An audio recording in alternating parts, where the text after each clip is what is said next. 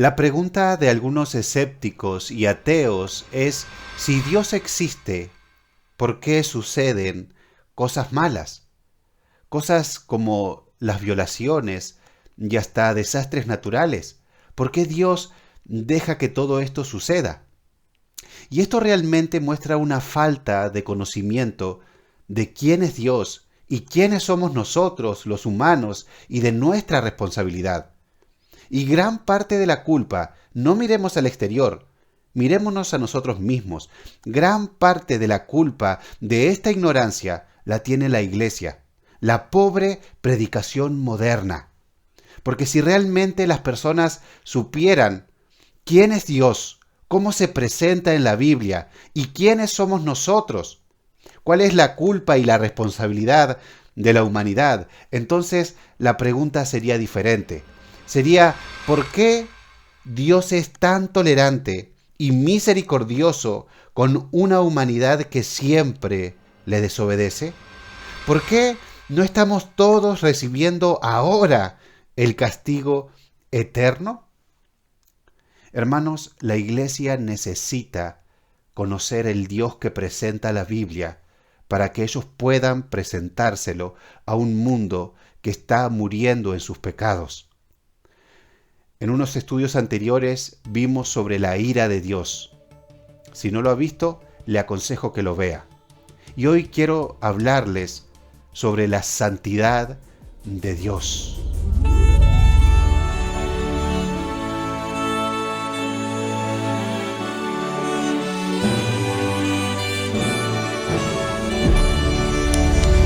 Hola a todos, que el Señor les bendiga. Los saludo a todos con la paz del Señor. Espero que anden bien. Decidí interrumpir una vez más el estudio de Primera Timoteo para hablar de algo muy importante, uno de los atributos que la Biblia resalta de Dios, y es sobre la santidad de Dios. Es un tema que lo tengo fresquito porque prediqué este sermón que decidí grabar el domingo que pasó en la capilla de Brincrún. Que Dios es santo tiene dos significados principales. Primero, que Él es sin pecado, que es totalmente puro. Y segundo, que Él es otro. Él es diferente a todo lo que existe. Y lo primero que quiero que contemplemos es la santidad del trono de Dios. Para eso le voy a pedir que abramos nuestras Biblias en Isaías capítulo 6. Vamos a leer desde el primer versículo. Reina Valera titula Visión y llamamiento de Isaías. Dice así el primer versículo. En el año que murió el rey Usías, y me detengo un momentito acá, nos está dando el contexto. El año que murió el rey Usías, un tiempo triste para la nación de Israel. Era un rey temeroso del Señor que había traído un avivamiento. Es el último gran avivamiento que tiene Israel. Un rey que hacía la voluntad del Señor.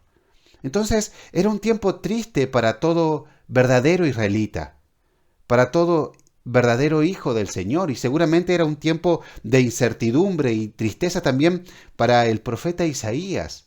Pero sin embargo dice, en el año que murió el rey Usías, vi yo al Señor sentado sobre un trono alto y sublime, y sus faldas llenaban el templo. Esto de que sus faldas llenaban el templo es señal de prestigio.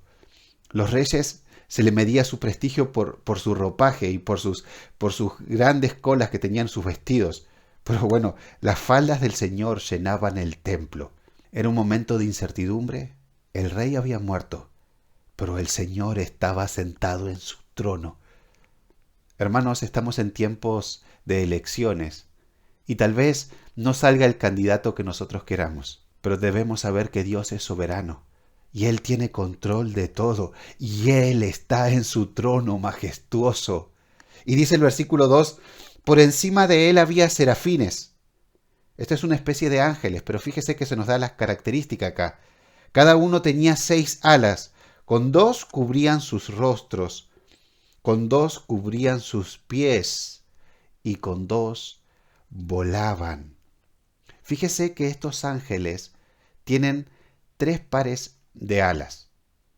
No solo debían estar volando en la presencia inmediata de Dios, sino que debían tener 6 alas para que con 2 cubrieran su rostro de la gloria de Dios y con 2 cubrieran sus pies en sinónimo de reverencia, y entonces con las otras 2 se mantenían volando.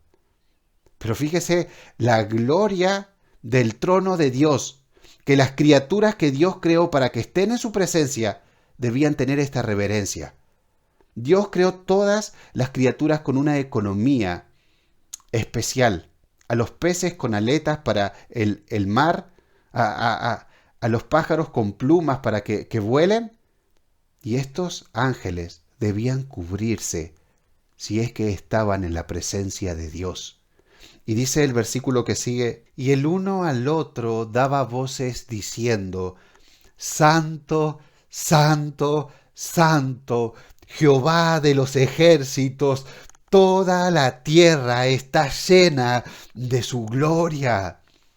El pastor Sproul, que dio una serie de mensajes sobre la santidad de Dios, que si todavía no la ha visto, le aconsejo que la busque, La Santidad de Dios en YouTube, por el pastor Sproul, hermosa. Nos hacía notar en este versículo que la Biblia no dice que Dios es amor, amor, amor. Tampoco dice que Él es ira, ira, ira. Pero sí encontramos en la Biblia que dice que Dios es santo, santo, santo. Y dice el versículo 4, y los quiciales de las puertas se estremecieron con la voz del que clamaba. Objetos inanimados se movieron ante el poder de la voz de Dios. Y la casa se llenó de humo. ¿Y qué hizo el profeta Isaías al ver esta visión? ¿Qué haría una de las personas estas que hoy dicen que tienen visiones?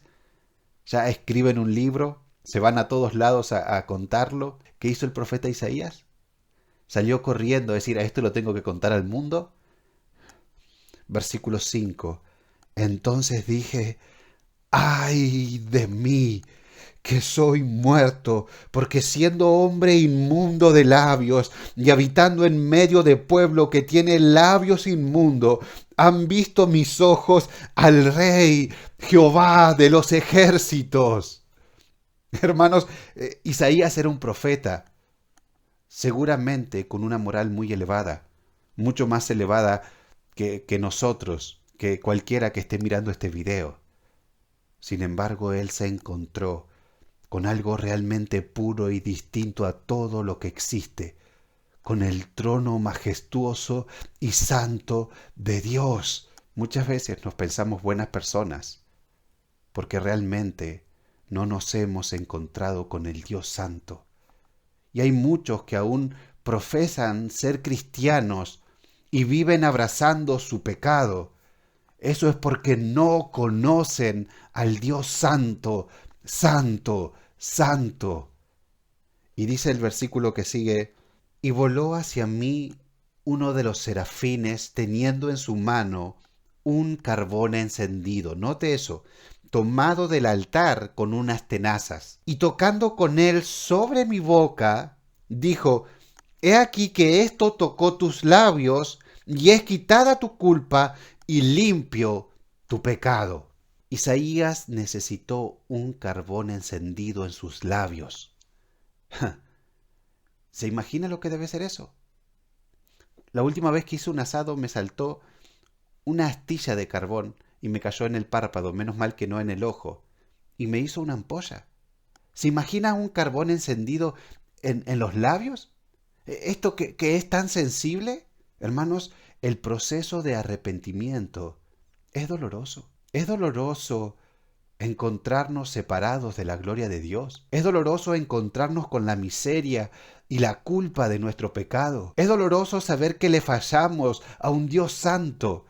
Pero quien realmente se ha arrepentido y puesto su fe en Jesucristo quien genuinamente lo ha hecho, escucha lo mismo que escuchó el profeta Isaías. Es quitada tu culpa y limpio tu pecado. Y dice el versículo 8, después oí la voz del Señor que decía, ¿a quién enviaré? ¿Y quién irá por nosotros? Entonces respondí yo, heme aquí, envíame a mí. Todo aquel que ha sido limpiado por el Señor está preparado para trabajar por Él. Ahora note algo, dice, ¿y quién irá por nosotros? Posiblemente una referencia a la Trinidad, como lo encontramos en Génesis, cuando Dios dice, hagamos al hombre a nuestra imagen y semejanza. Quienes no entienden la Trinidad nos critican a los cristianos que creemos en un Dios con tres cabezas, como nos critican los testigos de Jehová. Pero note que eso está muy lejos de la realidad. Tampoco es que en el cielo hay tres tronos, no. El Dios invisible, el Dios que sostiene el universo, el Todopoderoso, se hace visible en Cristo sentado en este trono majestuoso, y es el Espíritu Santo el que le abre los ojos a Isaías para que pueda contemplar su gloria. Y a estos querubines cantándole Santo, Santo, Santo, Jehová de los ejércitos, toda la tierra está llena de su gloria. Segundo, contemplemos la santidad de Cristo. Para eso les voy a pedir que abramos nuestra Biblia en Lucas capítulo 5. Vamos a leer desde el versículo 1. Reina Valera titula este pasaje La pesca milagrosa. Y vamos a ver el llamamiento de Pedro. Hemos estado contemplando el llamamiento de Isaías, alguien que es considerado uno de los profetas mayores por cuánta cantidad de revelación, de profecía escribió. Él ya vio a Cristo humillado, muriendo por nuestros pecados y también exaltado. Y ahora vamos a ver el llamamiento de uno de los apóstoles principales del Nuevo Testamento, el apóstol Pedro. Dice Lucas, aconteció que estando Jesús junto al lago de Genezaret, el gentío se agolpaba sobre él para oír la palabra de Dios. Y vio dos barcas que estaban cerca de la orilla del lago, y los pescadores, habiendo descendido de ellas, lavaban sus redes. Y entrando en una de aquellas barcas, la cual era de Simón, al que Jesús luego llama Pedro, le rogó que la apartase de tierra un poco, y sentándose enseñaba desde la barca a la multitud. Fíjese nuestro Señor Jesús rogándole a Pedro que apartase un poco la barca. Esto era para que el Señor pueda hablar, estar desde la orilla o desde una barca hablando a la gente que estaba en la playa, hace una suerte de acústica, es como que si el Señor tuviera un micrófono. Y dice el versículo 4, cuando terminó de hablar, dijo a Simón, boga mar adentro y echad vuestras redes para pescar. Oro para que el Señor llame a muchos hoy a aguas más profundas, a bogar mar adentro. Respondiendo Simón le dijo, Maestro. Ahí le reconoció como un maestro Simón. ¿Habrá escuchado cómo Jesús hablaba? ¿Habrá escuchado sus enseñanzas? Y dijo, estoy ante un maestro. Toda la noche hemos estado trabajando y nada hemos pescado. Mas en tu palabra echaré la red. Y habiéndolo hecho, encerraron gran cantidad de peces y su red se rompía. Entonces hicieron señas a los compañeros que estaban en la otra barca para que viniesen a ayudarles, y vinieron y llenaron ambas barcas de tal manera que se hundían. Un milagro impresionante. Y dice el versículo 8, viendo esto, Simón Pedro, ¿qué le dijo? Hagamos negocio. Señor, vos hacés la pesca milagrosa y yo vendo los pescados, soy pescador. Nos hacemos millonarios. No, fíjense en cuál es la reacción de Pedro. Viendo esto, Simón Pedro cayó de rodillas ante Jesús diciendo, apártate de mí, Señor, porque soy hombre pecador. La misma reacción que tuvo Isaías frente al trono del Señor. Se dio cuenta que se encontraba ante un hombre distinto a todo lo que existe, a un hombre santo. Y este Señor que le dice es el título que en el Antiguo Testamento se le da a Jehová. Y dice el versículo 9, porque por la pesca que habían hecho, el temor se había apoderado de él y de todos los que estaban con él. Y en el versículo 10 vemos que Jesús le tiene que decir no temas, antes de decirle a Pedro que lo haría pescador de hombres, refiriéndose al evangelio que predicaría Pedro. Este evangelio que es poder de Dios para salvación a todo aquel que cree. Ahora, si vemos el retrato bíblico de la reacción de las personas ante los milagros de Jesús, no es como hoy lo presenta la religión de moda, no como un espectáculo, como un show. No parecen iglesia, parecen circos. No, la reacción de las personas es asombro, es adoración y temor, y muchas veces gran temor.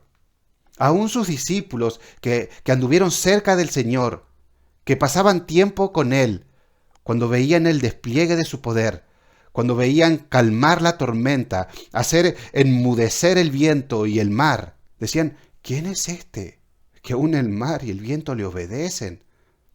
Y dice el retrato bíblico que caía sobre ellos gran temor. Es que no entraba en sus papeles, era un hombre distinto a todo lo que existía, a todos los que ellos conocían. La religión moderna nos quiere presentar a un Jesús que se nos acerca con una sonrisa de bonachón y un mate, y en algunos casos con una remera de orgullo gay. Es porque no conocen a Cristo. Es porque no conocen a Dios. Él es diferente a todo lo que existe, tanto en el trono como cuando anduvo en esta tierra.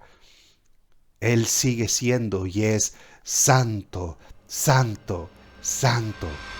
Tercero, contemplemos la santidad del Espíritu Santo. Para eso les voy a pedir que abran sus Biblias en Hechos de los Apóstoles.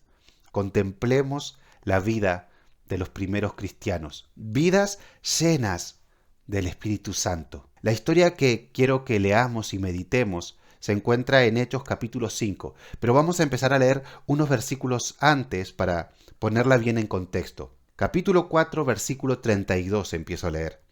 Y la multitud de los que habían creído era de un corazón y un alma.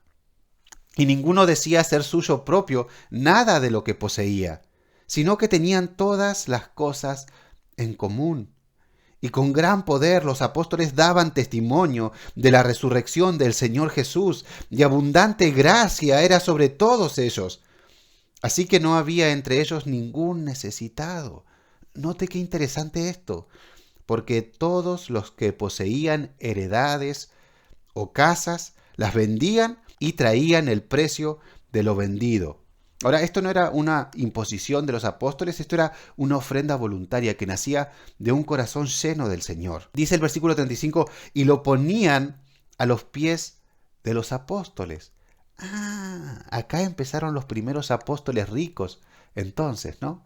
Como ahora que tienen mansiones, que tienen mega iglesias y aviones. No. Mira este versículo, y lo ponían a los pies de los apóstoles y se repartía a cada uno según su necesidad. No se hacían ricos con el evangelio los apóstoles. Dice el versículo 36, entonces José, a quien los apóstoles pusieron por sobrenombre Bernabé, que traducido es hijo de consolación, levita, natural de Chipre, como tenía una heredad, la vendió y trajo el precio y lo puso a los pies de los apóstoles.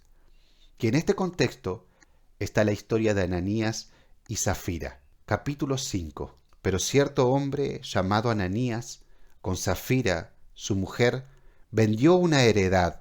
Ahí está, como los cristianos primitivos. Pero, dice el versículo 2, y sustrajo del precio, sabiéndolo también su mujer. Era un secreto entre ellos. Y trayendo solo una parte, la puso a los pies de los apóstoles.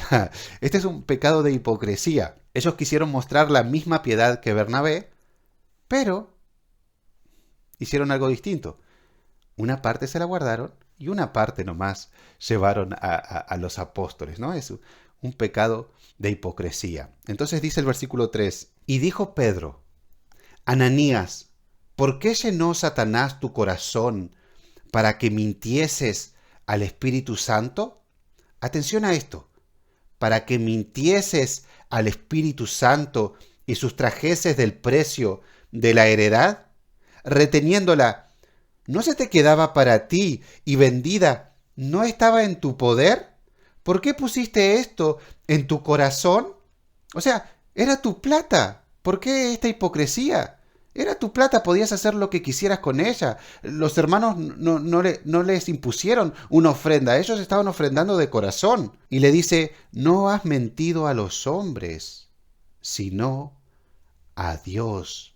O sea que acá deducimos claramente que el Espíritu Santo no es simplemente una fuerza mística, sino que el Espíritu Santo es Dios en su iglesia. Dice el versículo 5, al oír Ananías estas palabras, cayó y expiró, y vino un gran temor sobre todos los que lo oyeron. Fíjese la reacción otra vez, gran temor. Y levantándose los jóvenes, lo envolvieron y sacándolo, lo sepultaron. Pasado un lapso como de 3 horas, sucedió que entró su mujer, no sabiendo lo que había acontecido. Entonces Pedro le dijo, dime, ¿vendisteis en tanto la heredad? Y ella dijo, sí, en tanto. Y Pedro le dijo, ¿por qué convinisteis en tentar al Espíritu del Señor? He aquí a la puerta los pies de los que han sepultado a tu marido, y te sacarán a ti. Al instante ella cayó a los pies de él y expiró. También murió.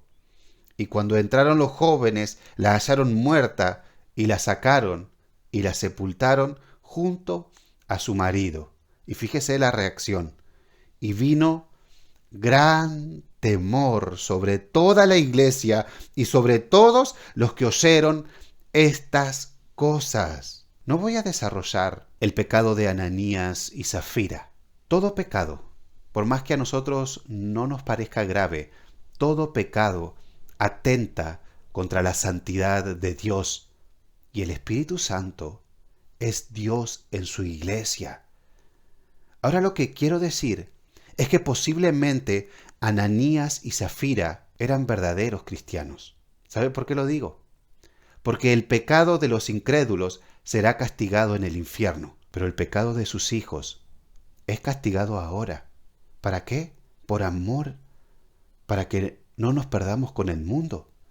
Fíjese lo que le dice el apóstol Pablo a los Corintios, por lo cual hay muchos enfermos y debilitados entre vosotros, y muchos duermen, o sea, murieron. El contexto, la iglesia en Corinto estaba tomando indignamente la cena. Algunos se estaban emborrachando en la cena del Señor, otros estaban despreciando al hermano. Había un caso grave de inmoralidad sexual en la iglesia, y el apóstol les dice, si pues nos examinásemos a nosotros mismos, no seríamos juzgados. Mas siendo juzgados, somos castigados por el Señor para que no seamos condenados con el mundo. Acá hay amor. El Señor es capaz de matar a un hijo suyo para que no se pierda con el mundo.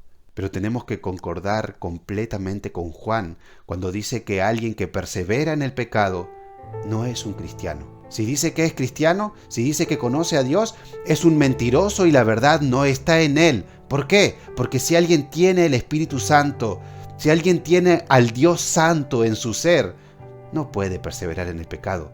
Lo llevaría al arrepentimiento y a la obediencia, o al extremo, lo mataría. Hay un himno que relaciona las 3 veces que se dice santo.